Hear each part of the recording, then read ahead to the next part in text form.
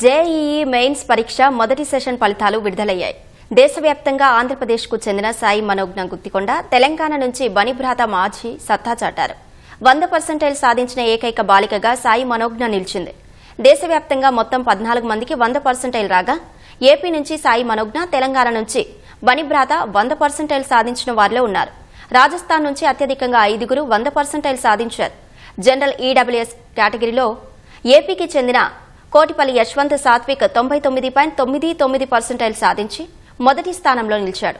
పరీక్షా సమయంలో అక్రమాలకు పాల్పడిన 39 మంది ఫలితాలను ప్రకటించలేదని ఎన్టీఏ ప్రకటించింది.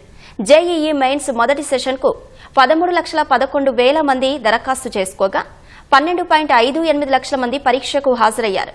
ఈ ఏడాది ఏప్రిల్ 1 నుంచి 8 వరకు జేఈఈ మెయిన్స్ రెండో సెషన్ పరీక్షలు జరగనున్నాయి.